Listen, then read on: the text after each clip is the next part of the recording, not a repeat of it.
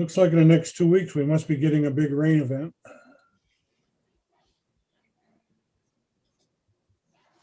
Just looking at Pivotal.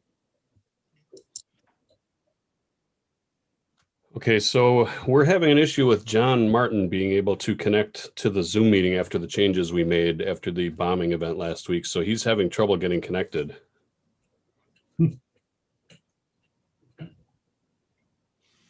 If somebody else wants to chat about a little bit to help him get on, go ahead. To start us off.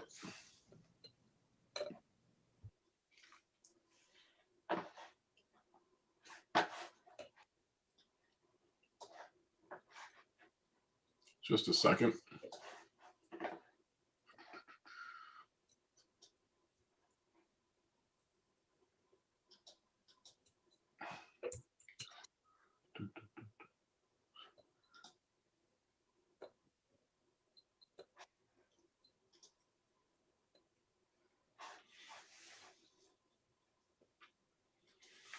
Okay, good morning, everyone. I'm going to just say a couple words before we get started as we're waiting for John to join us.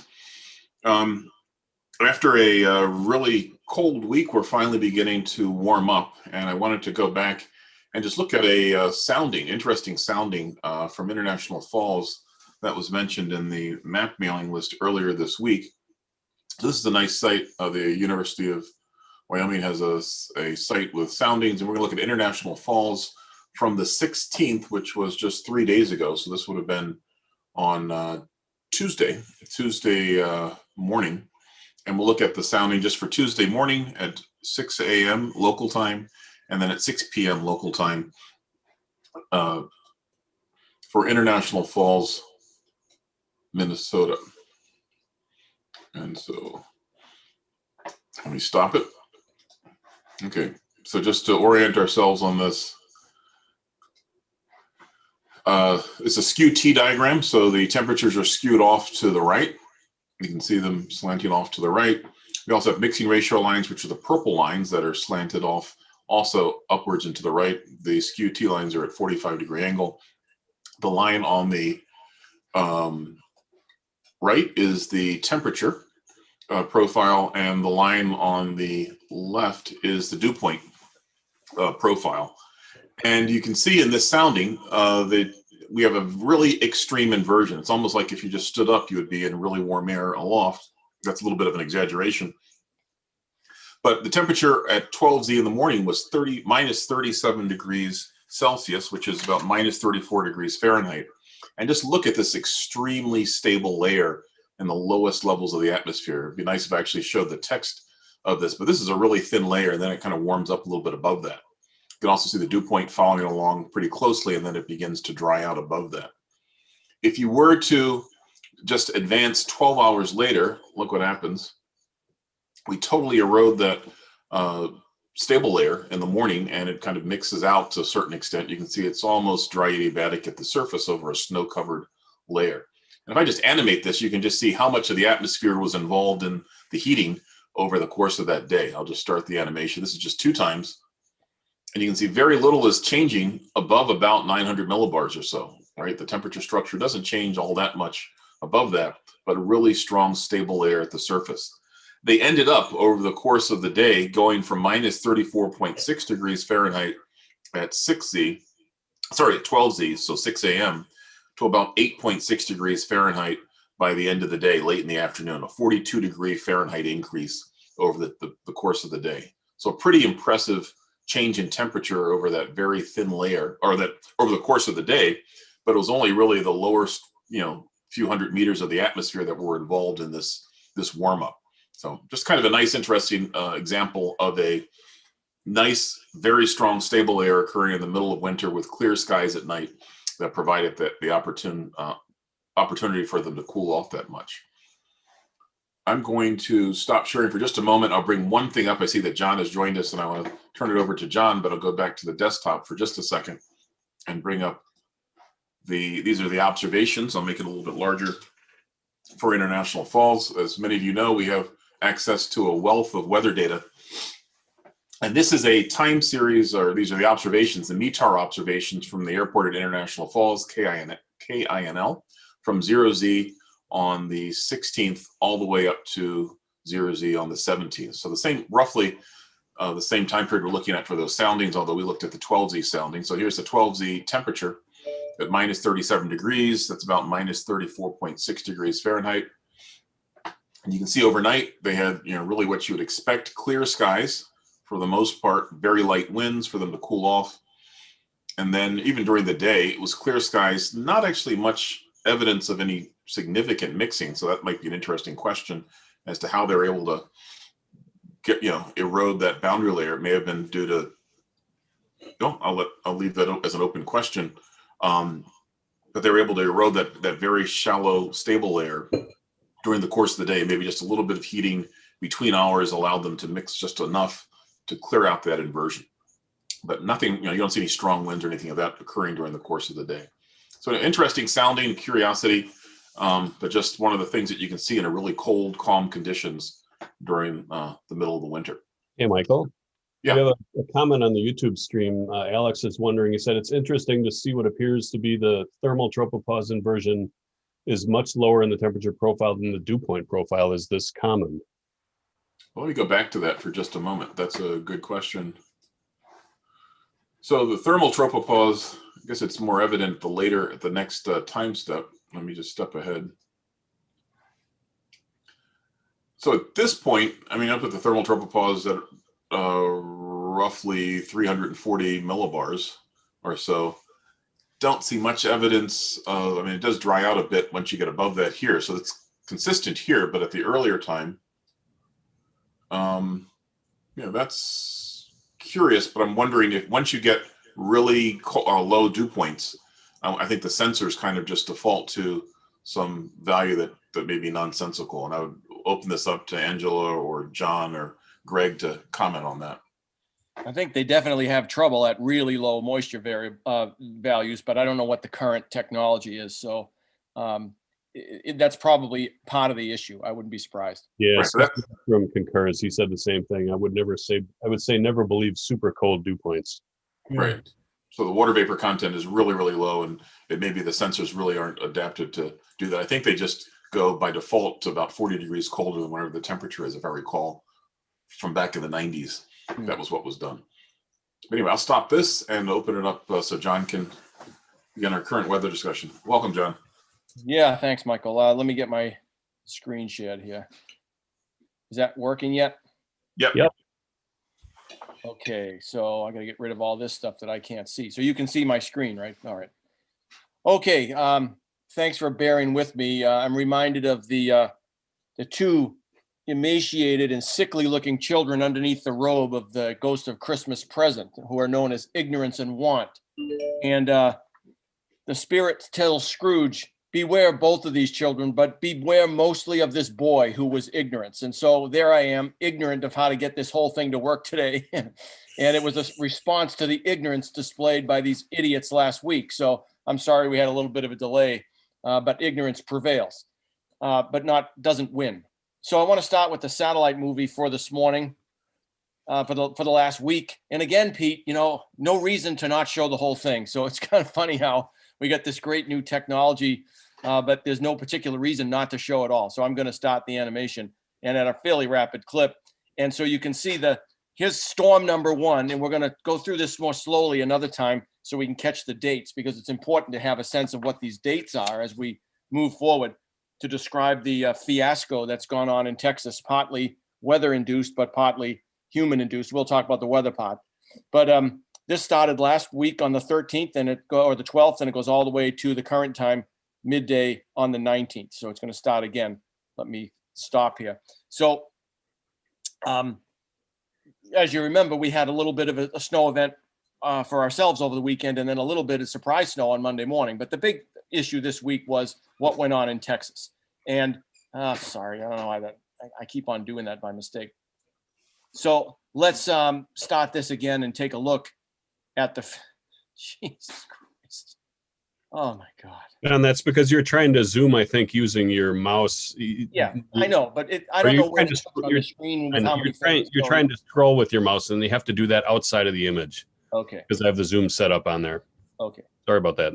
That's okay. So here comes trough number one, and this is the 13th of February. And it turns out, we'll see in a minute, that this is about the time when the cold air really started to take over most of the state of Texas, 13th and 14th of February. I'll argue with some evidence in a minute that the first incursion of the cold air came north of Amarillo on the 9th or the 10th. And it took a while for it to start to settle into the rest of the state, but it really got itself firmly implanted by about the 14th.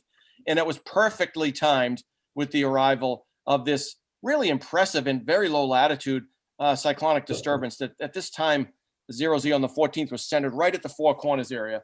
And I'll show you one little piece of analysis about this event a little bit later in the discussion, but it's a really robust upper level front and decent cyclonic development that's related to that. And the clouds and precipitation came across the state of Texas after the cold air had already been in place. And so, as we know, quite a bit of snow. This is really when it was really bad, midday on the 14th. Pretty good amount of snow across places that don't usually see any, and they got accumulating snow. So a pretty remarkable first round. And then I think you could argue there's a second round, not so obvious in the satellite, but it will be in other analyses to come right around the 16th of February. So it's coming up. That's round two of cold air. And I'm stepping through this slowly so you can get an idea. There goes our storm for the last Friday and Saturday. And then you can see continued northwesterly flow over the western desert states and then getting into Texas. So it stays cold in Texas the whole week. And you'll see when we get back here in just a minute, there's another disturbance that brought some more frozen precipitation in parts of the state. And you'll see in a minute that there were more than one cold event in Texas. And now I'll just start the whole thing moving forward. So that's the main weather story for this week across the continental 48. We're at the tail end of our cold streak. On Tuesday, we got to on Tuesday, we got to 17 degrees. So we tied the all-time longest streak of days, consecutive days with a high temperature of 11 degrees or colder at 10.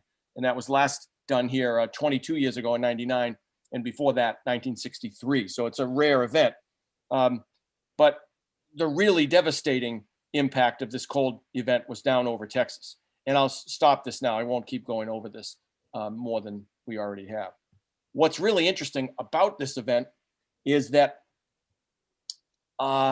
in contrast, I mentioned this last Friday, in contrast to 2 years ago when we had our cold event right over the Great Lakes, it was a very limited area of standard deviation 2 sigma or colder for 850. This was sprawling, and I'll show you that now in the next plot. This is not it. That's launch meeting. So I want to make sure I go to the right place. Okay, so I'm going to go to the next image, which is from Alicia Bentley's continental United States maps at 850 millibars.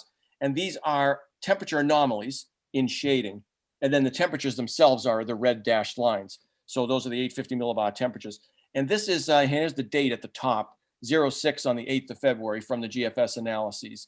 And I'm going to just step forward through this. This is why I say sometime on the 8th of February, the incursion of the first really substantial cold air was coming just into the panhandle of Texas, but the rest of the state was enjoying 850 temperature anomalies that were on the order of, how much is that? 1 to 2 sigma above normal. So, temperatures 8 to 12 degrees, 8 to 16 degrees. I guess these isotherms are every 4 degrees. So let's step forward, and I'll try and keep the time in place there. So they're going, I think I'm going at 6-hour increments.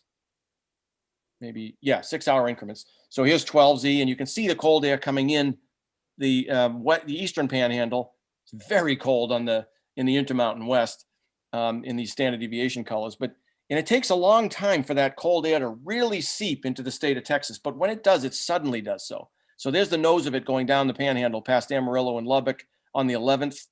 And then the standard deviations will go all negative across the state on the 13th. And you can see this is exceptional cold air. And look at the sprawling nature of it.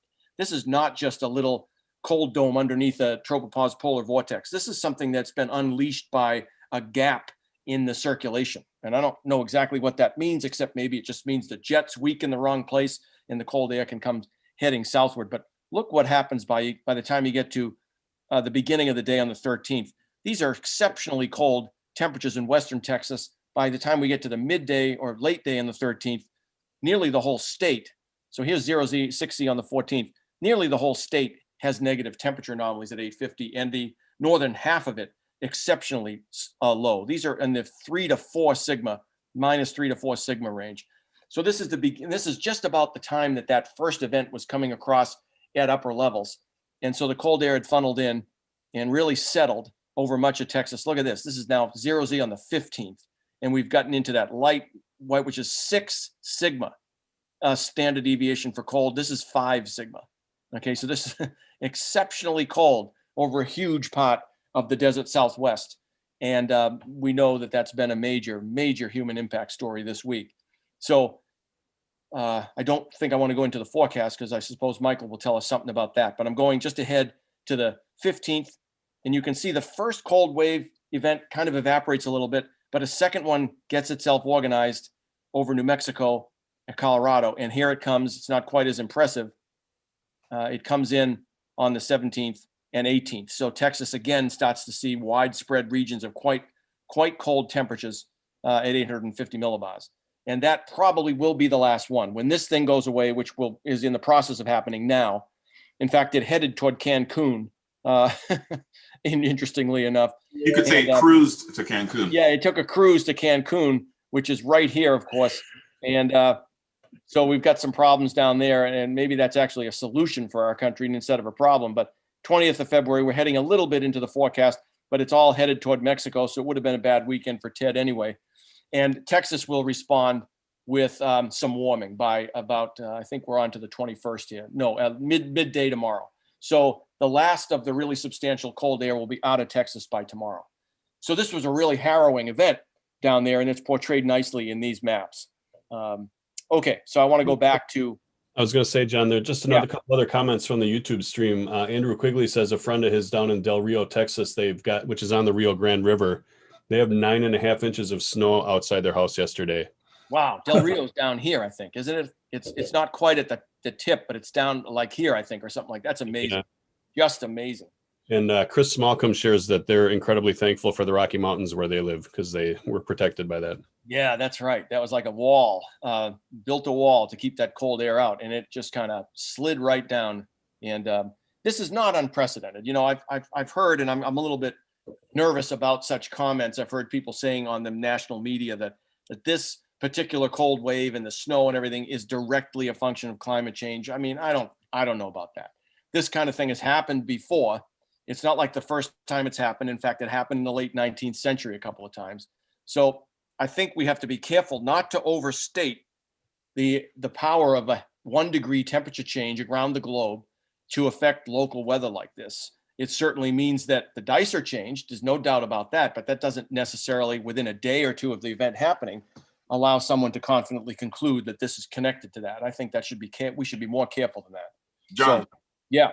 If I might add, I mean, to just go a little bit further than that, you know, they've had significant cold air outbreaks, maybe not to this magnitude, as recently as just about 9 years ago in 2011. And then again, I think in the late 1990s, they had another event of this sort.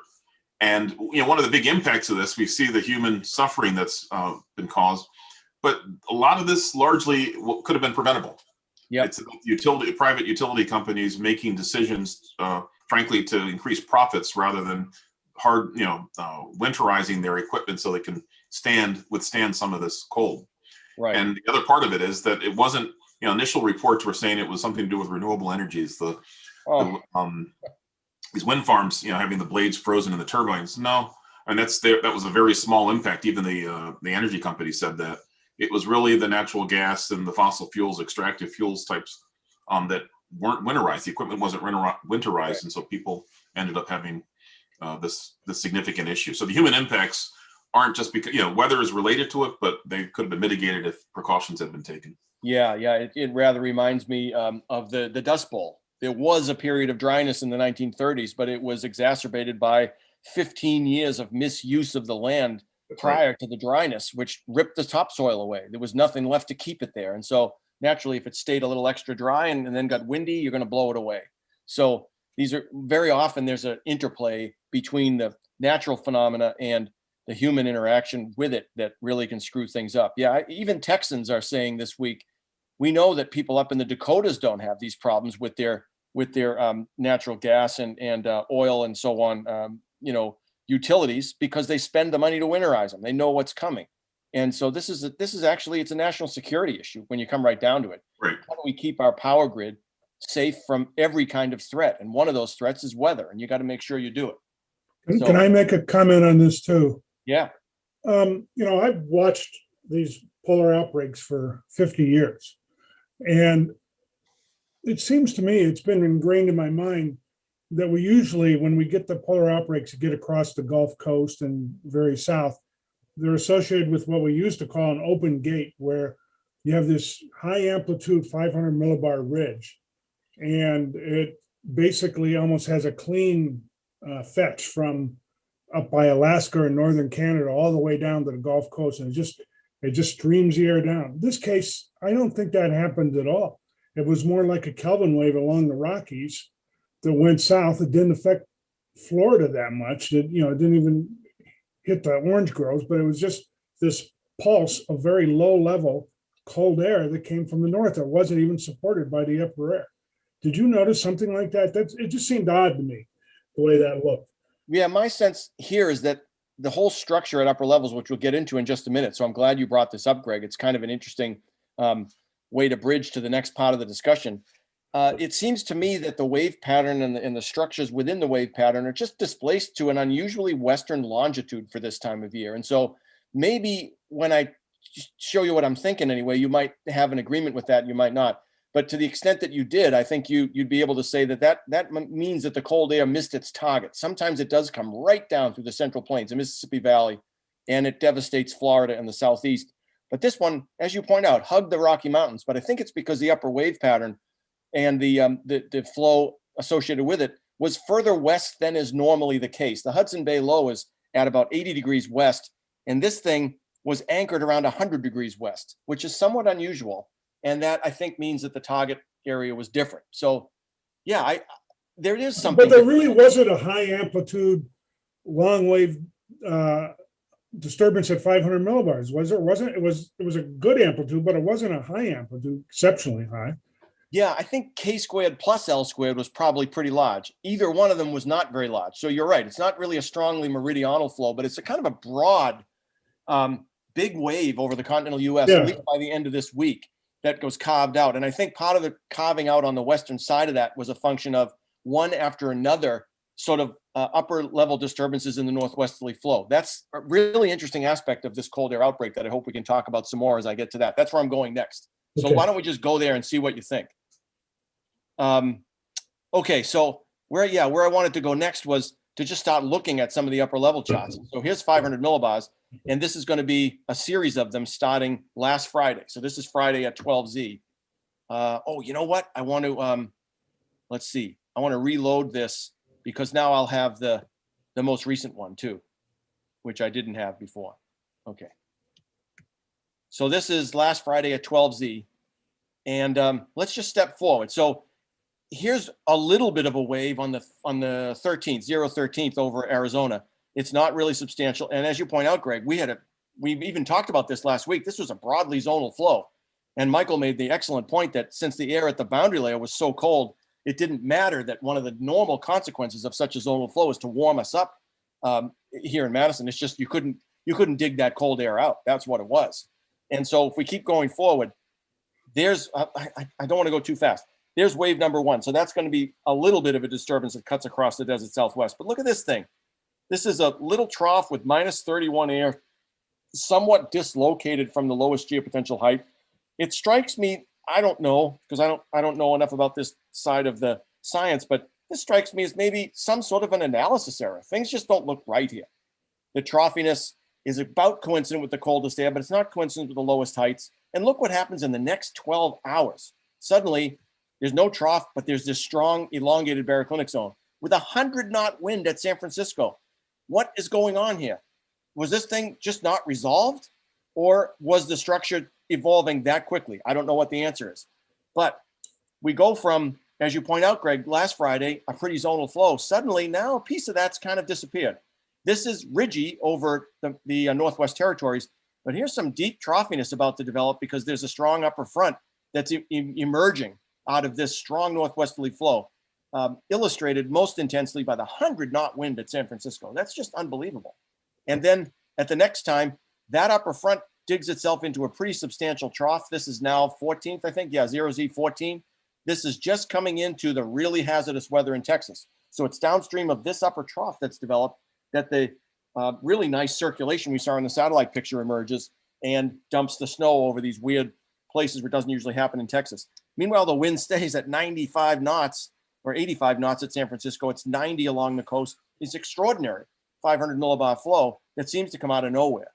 And notice how that's beginning to look like a higher amplitude flow in my mind, Yeah. with the exception of the sort of flat ridge over northern British Columbia. But that's a pretty high amplitude flow and a strong upper front on the western side. I think now we're at 12Z 14. And so that's case number one. So that's trough number one. Then from another mostly zonal flow, at least till you get to the state of Idaho and strongly baroclinic flow, a little bit of a wave develops just off of Vancouver Island. And that wave seems to dip southward in the northwesterly flow. And now this whole structure is much higher amplitude in K squared plus L squared. It's not really going all the way to northern Alaska in the L direction, but it's a pretty intense upper wave. And the flow really does actually get into interior Yukon and the Northwest Territories by 12Z. This is 12Z on the 17th. So that's a pretty high amplitude flow. And this is the beginning of the second cold push into the desert Southwest and Texas. And in a minute, I want to show you a cross section through this upper front that's developing across Nevada and California. Hey, John, Yeah.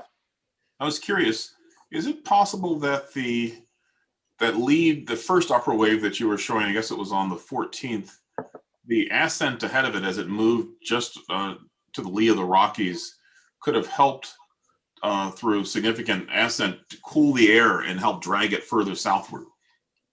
So if it somehow connected with that reservoir of cold air and made it even colder through just vertical advection of isotropes.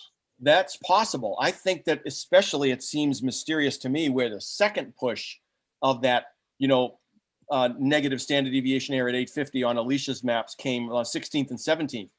I didn't think about it for this one, but yes, that's possible that lifting air is cooling it. Maybe it's hard to lift it at 850 because 850 hardly exists in New Mexico and most of Colorado, but nonetheless, there's definitely adiabatic cooling of the air column downstream of this upper trough. And by the time we get to this time, which is maybe the 16th, 17th, this is 12Z 16th, 0Z 17th, once again, I think there could be a galvanization of the cold air that's kind of still hanging around here under the influence of large-scale synoptic ascent of already cold air. So that's possible. Why it's been a sustained cold event in Texas is because it's been one after another of these developing waves in the northwesterly flow. And the cold side of these waves is very cold for these latitudes, minus 28 in Santa Fe or near Santa Fe for 500 millibar temperatures is really cold at any time of year. That's really exceptionally cold.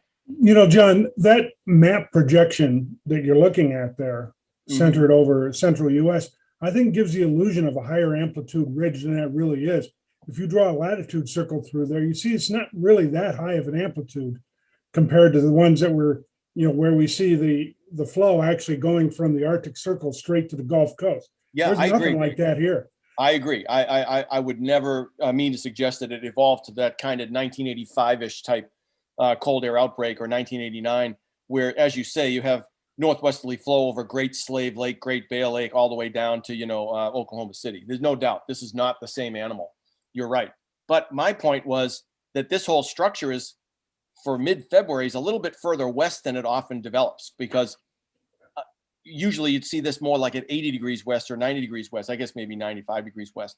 And so that the cold air would be concentrated in the eastern US. This time it's concentrated over the Intermountain West and the Western Plains. And Texas has been right under the gun for the succession of these waves that develop in the northwesterly flow and carve the upper trough out.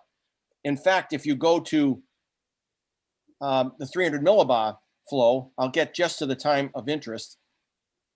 In the interest of time, look at how, well, first, this is 0Z on the 15th or 12Z on the 14th. So there's wave number one.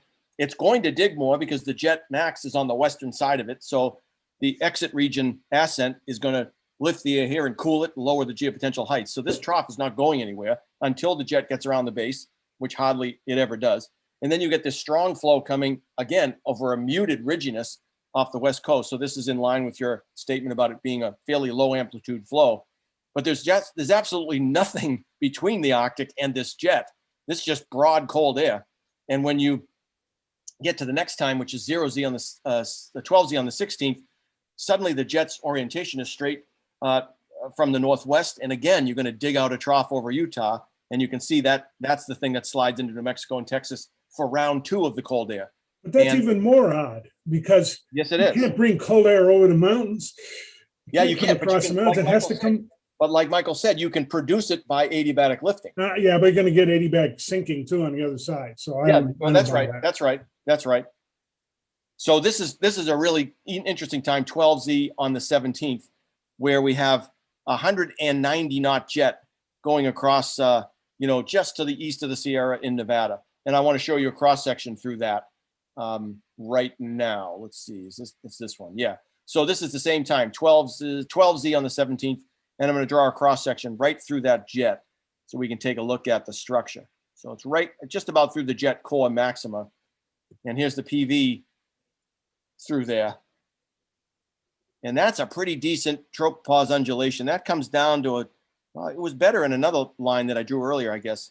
I must have just missed it a little bit. I'll redraw it, see if I can get it down. It was more like 550 instead of just 500 millibars. But still, that's a pretty intense upper frontal structure. And there's really only one drop in the tropopause height. It goes from 150 down to this upper front through the jet. So it's an impressive jet structure on this case. Let's see, maybe I go a little further north through higher wind speeds. I can't remember if that's going to be it. I'll just try one more time. I won't be fishing forever on this. Yeah, that goes down a little deeper. So that's down to like 550 millibars. And look at that, it's almost one steep tropopause jump through this jet. And this is an extreme shear and horizontal baroclinicity region here. And then the polar tropopause is about 350 millibars. So looks like a subtropical jet, doesn't it? Yeah, it does. It does. It makes me think that there's some kind of combination. And being on the eastern periphery of what looks like a big ridge off the Pacific, it makes me think there's a combination here, without doubt. Because the maximum wind speed's 160 knots at 200 millibars. Yeah. And even at 300, you're not close to the maximum. So it's an interesting jet structure for sure. But I think most of these jet structures this week, from what I can see, are old subtropical jets coming across. The polar jet is not very strong. And I think partially the reason for that is the polar night vortex has been so weak. And it's only right now, as we speak, that the polar night vortex is now beginning to establish itself at the pole again. And it hasn't been there. There's been no way that traditionally where the polar night jet, I'm always saying this, that I truly believe this, that the polar night jet in combination with the subtropical jet intersections is what lifts the cold air off the ground into the upper air and creates the baroclinicity at 500 millibars and in the deeper troposphere. I think this Arctic outbreak was very, very low. I just think the cold air was left up there after the sudden stratospheric warming and the destruction of the polar night jet. I think the cold air was just left up there and it gradually got a little deeper, but was still hugging the ground. And it's just kind of oozing south now against the flow. I mean, it's just underneath along the Rockies. It's just dripping to the south because there's no large extratropical system to drive it to the south. I think that's what it's doing. That's why you see those soundings where this is an inversion. This cold air is only a couple kilometers deep. Yeah, it doesn't go up deep. That's probably even an overestimate. I think that's right. I think that's even an overestimate. So yeah, it's interesting. And then so the question is, what mobilizes it, and in what direction? Why in this direction? Because it's, as you say, it's not obvious why that should be the case because there isn't such a clear connection to a extremely high amplitude flow. I think at this point it's just gravity. It's just there's so much of it left up there that hasn't been mobilized that this is what we saw progressively happening in December, January. We saw this cold air getting closer and closer to us, and there never was a big push or outbreak. It just kind of seeped over us, and I think it's happening over the whole North American continent right now. But I think we're clearing that out as of this week. We're shifting to a completely different situation. Yeah, well, back to normal. I think when you get this cold for this long in late February, then the transition to spring will not only seem soon, but it'll seem abrupt. There's almost no way it can't feel abrupt because we're not usually this cold for such an extended period of time, on or around February 20th. February 1st, maybe not February 20th. So it's just an unusual second half, second third of the winter for sure. It's been unbelievably strange. And here's just one of those manifestations of that strangeness.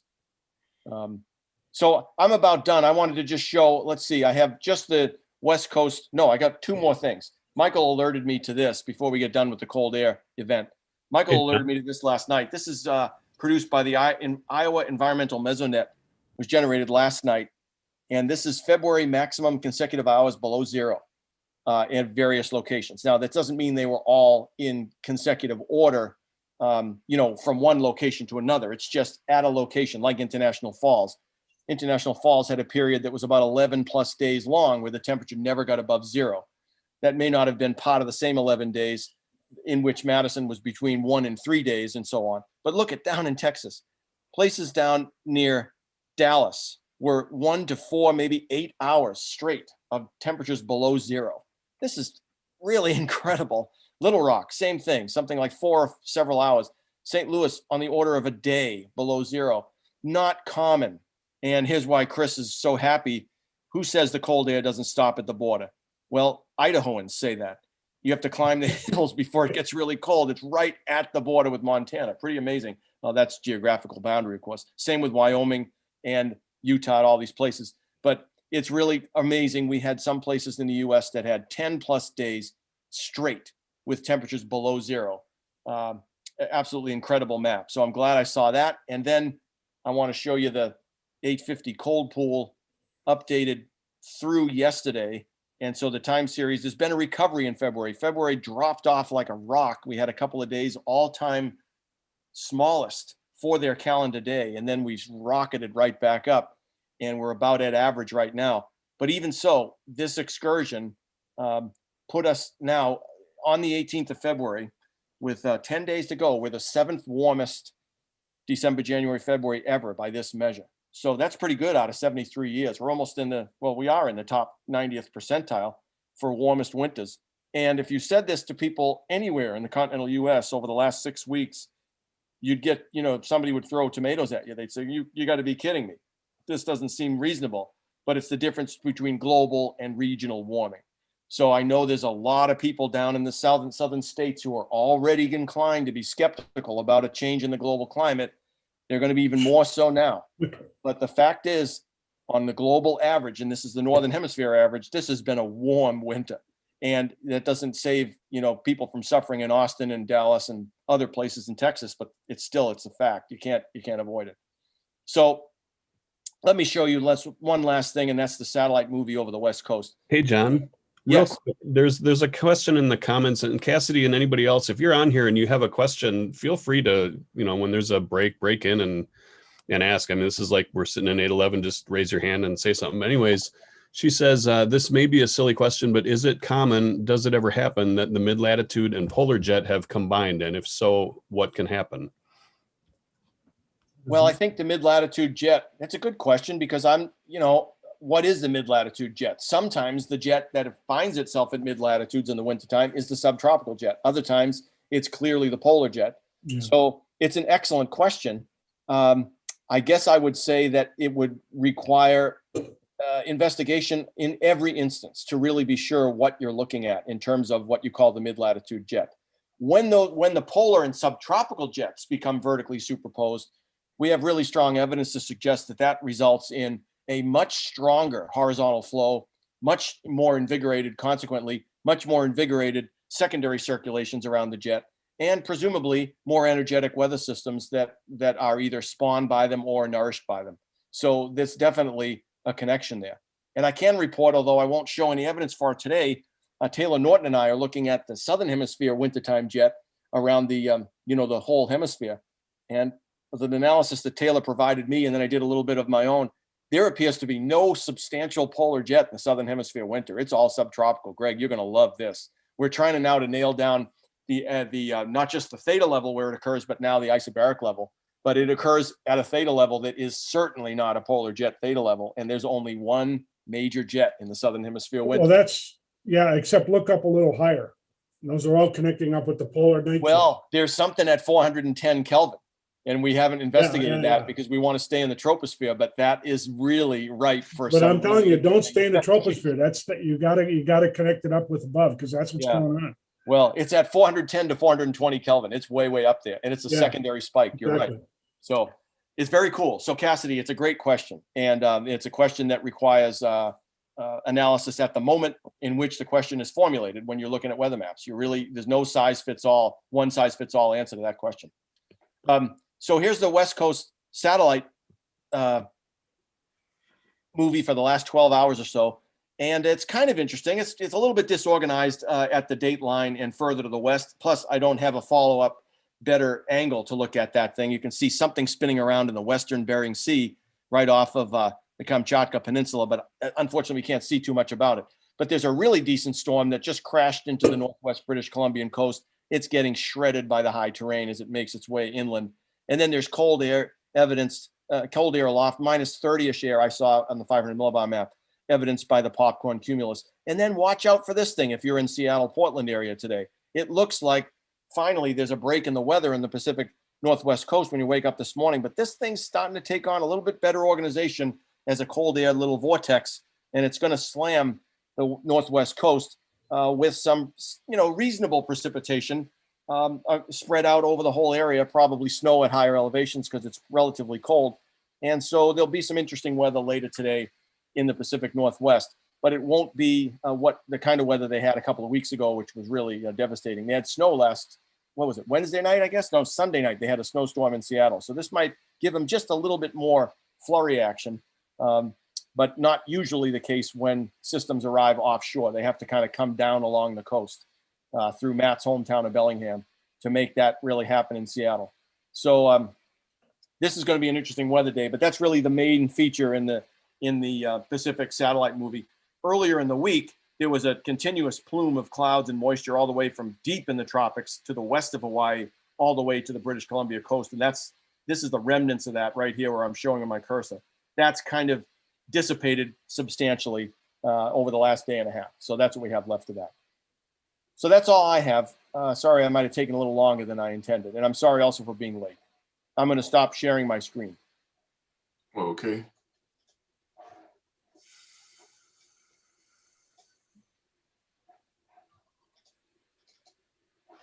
Okay, thanks, John. And so what we're going to look at first, just a quick summary of some things going on across the United States this morning.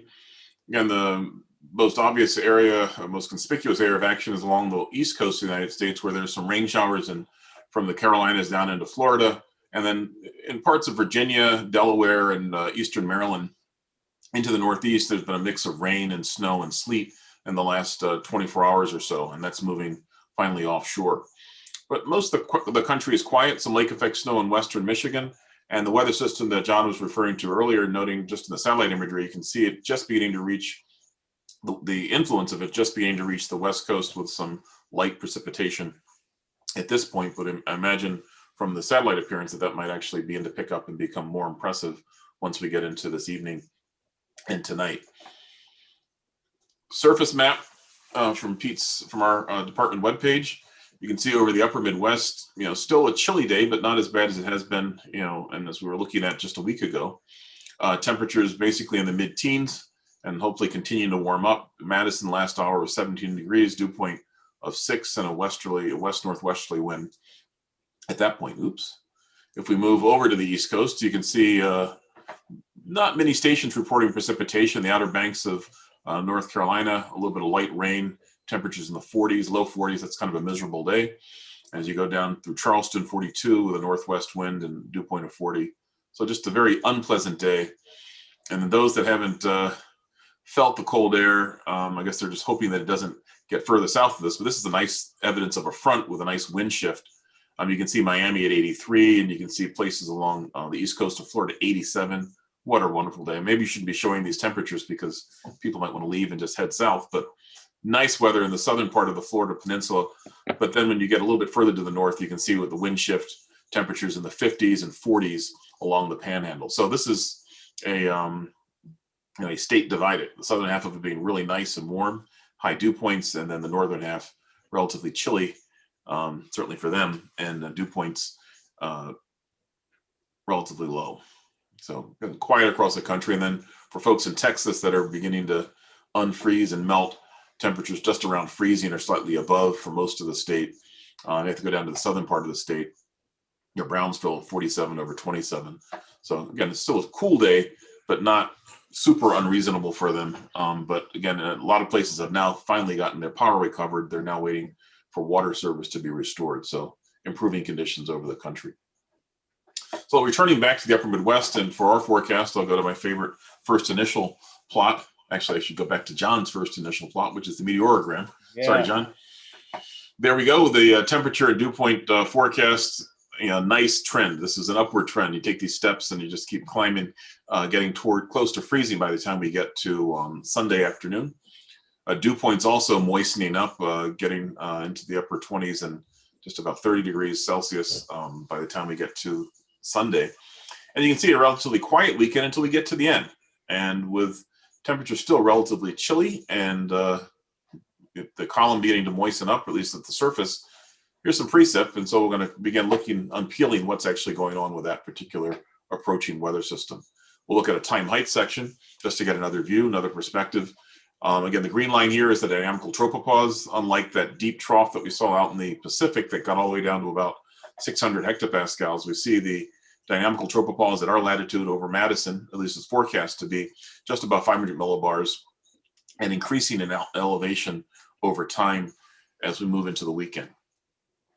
The yellow contours are isotropes, and you can see, obviously, you're going to see through pretty good depth of the troposphere, it's going to be stably stratified. Near the surface, we have some evidence of maybe some, well-mixed layer-like structure with winds nearly uniform with height, and that could be just the boundary layer dynamics of this old MM5 model that's running. But you can see we warm up nicely during the course of the day. You got a nice, stable layer forming at night. And tomorrow looks also to be a exceptionally nice day. With temperatures, as we saw, getting up into the middle to upper 20s tomorrow. And then tomorrow evening with clouds, we're not going to cool off as much. We saw that in the meteorogram. And then for the day on Sunday, clouds kind of deepen and thicken, and some precipitation starts, and it looks like it'll likely be in the form of frozen precipitation. How much? We'll get to why in a second, but this is just an array of forecast, all valid through Monday afternoon. We don't have to go that far back. I'll end this at Monday morning, 12Z Monday morning. This is a collection of forecasts, the UW, for the 72-hour period beginning from this morning through 12Z on Monday. This is accumulated precipitation, and you get a sense of, again, a lot of spread in the models, with the GFS having the heaviest precipitation well to our north in a band, and another smaller band to the south. The next version, the parallel version of the GFS, which is running, has a very similar sort of solution. The NAM model has very little over us. All these amounts are around 1 to 2 inches. The Canadian model has a band right through us, and the UK Met also very similar. So we have a wide variety of solutions for this event, with the ECWF model from this morning having a fairly significant band across Iowa and then south of us, with very little precipitation to our north. Now, part of this, we'll see some of the dynamics for what's responsible for this, but I think part of this is also this system is going to be somewhat moisture starved as it heads over us, but things begin to open up for it once it gets beyond our longitude. So what does it look like at the surface as this weather system approaches? And we'll take a look at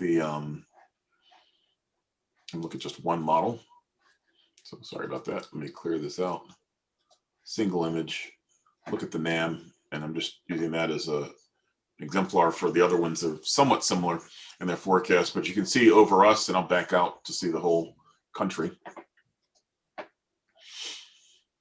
This is for later on this afternoon, a big sprawling high in the subtropical latitudes down over Texas. You can see that the heart of the cold air is just about over us in terms of the thickness trough from 1,000 to 500 hectopascal, the lingering precipitation along the East Coast with that front that's pressing into the southern sections of Florida. And for us, very weak thermal advection, at least thickness advection at this point. Go to tonight. This is 6 east, so midnight tonight, that high continues moving toward the east. And again, the temperature advection patterns are relatively weak. We have a nice ridge over us, so tonight will also be probably similarly chilly as it was last night before we begin to see a significant warm up. During the day on Saturday, again, nice day, dry conditions, not much happening. Again, most of the continental United States is pretty quiet. That front finally makes it off, south of Florida. So even southern Florida is going to get a little bit of a chill, but not the extreme cold that was seen in Florida, in Texas. And just to verify that, this is for tomorrow morning. Again, northern part of the panhandle is in the 30s, but even down here, even with that frontal passage, they're only in the, I say only 70 degrees. Doesn't seem like much of a chill at all. But temperatures in the northern half of the panhandle in the 50s, so that's somewhat miserable. And the Texans are going to have another night that's going to be below freezing, unfortunately. So we go into tomorrow afternoon. You can see most of Florida rebounds. Texas finally getting significantly warmer. For us, temperatures in the mid 20s. That sort of residual cold air over us. This is 21Z, so this is tomorrow afternoon. And at this point, again, the winds, surface winds have now begun coming out of the south-southeast, and we're going to begin to see significant warm thermal advection across much of the central part of the United States.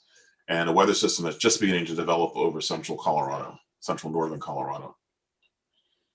I'm going to jump ahead to tomorrow evening. This is at midnight tomorrow evening. That cyclone is now in southeast Colorado. Southerly winds over us, and that's probably going to keep our temperatures up tomorrow evening. We're not going to have nice calm conditions, so this is going to keep our temperatures up tomorrow. And light precipitation, some snowfall that's already started in the Dakotas and parts of Oklahoma.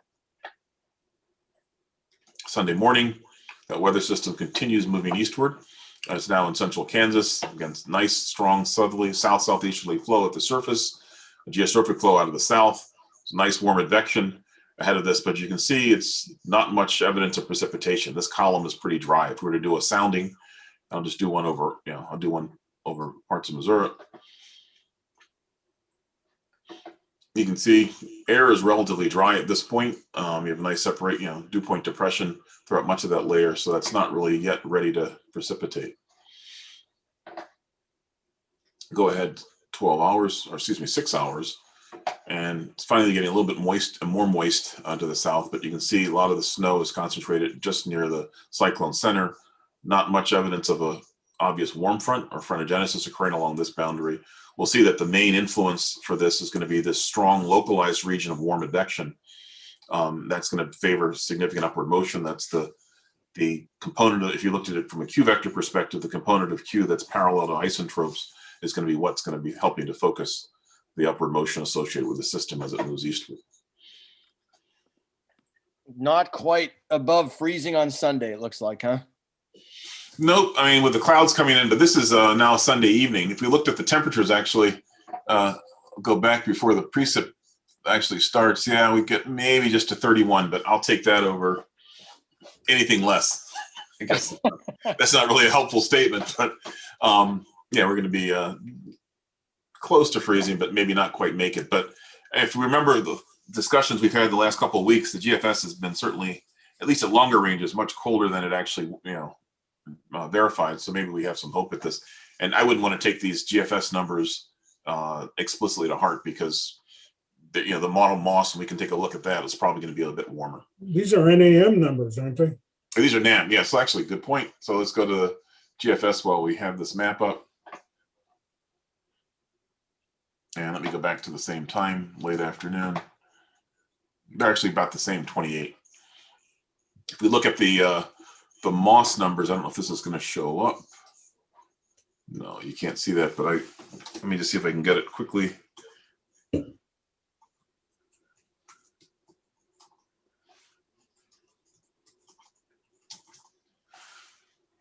Oh yeah, that'll be nice. Let me stop sharing and just reshare this screen. Okay, you can see that. This is the numbers from the GFS. The MOS guidance, model output statistics. We don't look at this that often. Just to quickly highlight, This is the minimum maximum temperatures, the N and X for min and max. You can figure that out. Low of 1 tonight, 20 for the high tomorrow, 17 tomorrow night. Again, we don't get quite as cold with it. The wind's not being calm and clouds beginning to move in. And actually, the GFS model output statistics, so it's not taking the raw model output, but using some statistical post-processing of the output, gets us up to 36 on Sunday. And Yeah. I think that's probably not too bad. And that's before I think we see the precipitation coming in. Obviously, we're going to see some evaporative cooling. That's going to bring us back down. But in the low on Sunday night into Monday, 24. You can see that burst of precipitation in the period between 18Z and 0Z. So between noon and 6 p.m. is the most likely time period for precipitation. Most likely category, as we might anticipate, is going to be snow. And we'll have a pretty decent wind out of the southeast at about 13 to 13 knots or so. So that's going to be it'll look pretty interesting. It'll be a nice Martin daytime snowfall with some winds. Yeah, I'm looking forward to that. Right. Then it shifts to the west by Sunday evening or Sunday night, and things begin to dry out again. So we stop sharing that and then go back to the Safari. So if we look at zoom in a little bit and look at the wind and temperature profiles to get a sense of the structure of this upcoming event. So 850 hectopascals. This is for the GFS. This is a 21Z, so this is around the time the snow is just beginning. The color pattern here is temperature. This is 850 hectopascal. This is actually a region of cooling. So this is where we actually have vertical motion, upward vertical motion that's leading to colder air right here. But this air is also relatively dry. If we look at the dew points, I'll do that in a second, it's not particularly moist here. And so we have nice vertical motion, but we're not getting the precipitation that we might otherwise might have anticipated. If you look at the moisture profile, this is 850 at the same time. This is relative humidity. Okay, I mean, it's still, the saturation is occurring after that burst of vertical motion, which may not be too surprising, but the air is still relatively dry in this region. And this is true for, different models have different depictions of this. This is the NAM at the same time, really dry. So this is going to be kind of an interesting story of when do we get the significant upward motion consistent with having sufficient moisture available for us to get precipitation. And this is the NAM forecast at this time, and this is the GFS. NAM was drier, so it held off the precipitation. The GFS actually has it in by 18Z. Actually already has us getting a little bit of light precipitation at this point. But it doesn't last that long. Those are valid at the same time, Michael? Yeah, I'll go back to this. So this is 54 GFS 12Z. This is the NAM. Totally different distributions. I mean, the North American model is all on the western side of the circulation, and the GFS is all on the eastern side. Yeah, this is, and it's part of it's due, I think, to, if you're looking at the relative humidities, how the column is, and if you look at, we can again compare a number of different models. I don't want to loop just model comparison. Go to that. So UW-AOS, which often looks like the NAM, has it kind of to the west of the main circulation center. Canadian has it kind of right over the center, and this is a little bit to the east. GFS, the NAM has it more to the west, but it's significantly delayed, right? Yeah, so the timing of this is still uncertain. GFS brings it in by the early afternoon. This is 18Z on Sunday. The other models hold it off to a little bit later. As long as the sun's out, it's all I care about. Right. Well, so yeah, I haven't looked at the right. So by the time we get to Sunday or Monday morning, that's done with, and we're back into warm advection. I'll look at the hemisphere, and then we'll call it an end. We're reaching the end of our allotted time. That weather system moves on, and then we have westerly flow, and this looks encouraging for a warm up.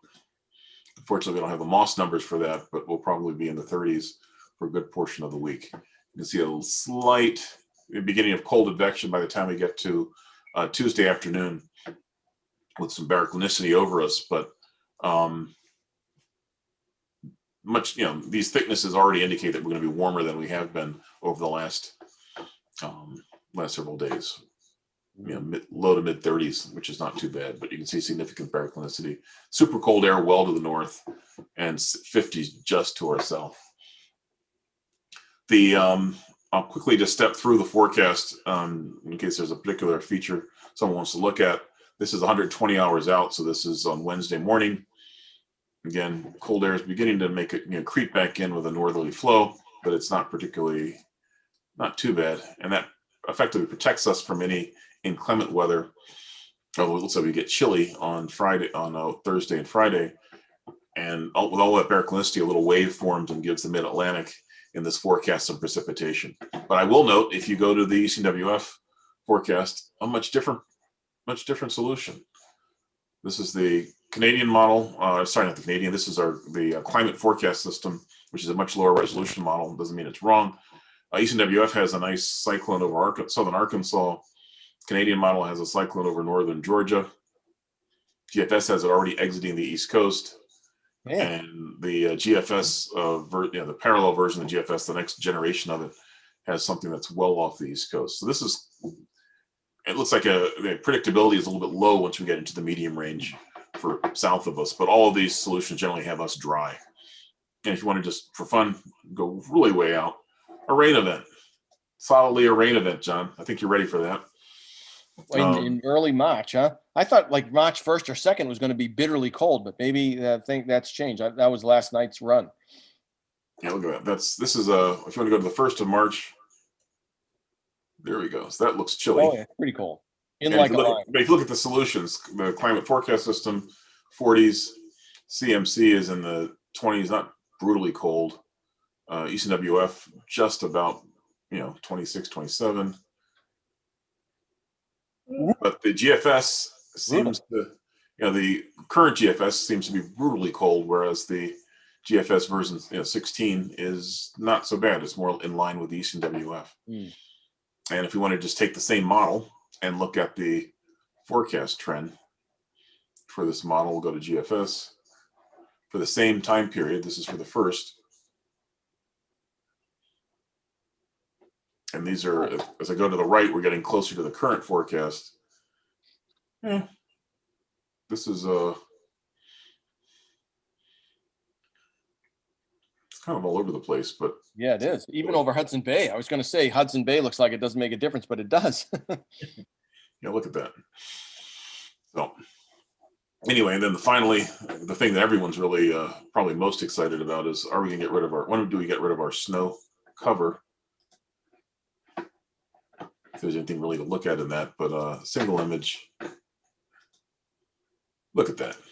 That's what I'm talking about. That's a nice forecast. That's pretty hard to believe. That's only 15 days away. Wow. 15 days away, and it's an inch a day. Venture a guess for the temperature? No, too late. 47. Yeah, we're in the 40s definitely. And this is a 12Z temperature. That's a 12Z temperature as well. 41. Wow. So there is hope. There is warmth headed up. So anyway, thanks everyone. Thanks, John, for the presentation and the discussion. Questions that came in. Thanks, Pete, for setting this up. Greg, for your participation as well. And everyone stay safe and well. Unfortunately, numbers across campus are kind of going up in terms of the COVID infection rate. So please take care of yourselves, stay safe, and we'll see you next week. Yeah, thanks everybody. And Pete, thanks for the security. This was really nicely secure today. So I'm sure that did not happen by accident. So thanks a lot. You bet. I probably will. I'll look in the settings. I think one of the things that I had tried was making it that you had to have a WIS.edu Zoom account to join. I think with the waiting room and with only advertising it internally, that's probably not necessary, because there's probably some people that are connecting not using their WIS.edu accounts. So I might look into the settings and see if I can get rid of that limitation for future weather watches and futures of this. Okay. Or future colloquia and seminars and stuff. I don't think that we necessarily have to restrict that you have to log in to be connected, as long as there's a waiting room to let people in, and the Zoom link only goes out to AOS SSCC folks. Yeah. So I don't know if this is visible, but Scott Lindstrom had shared, this is something Pete relayed to us, that the last time Truax was 40 degrees Fahrenheit was 2 days before Christmas, and that was 53 degrees. Wow.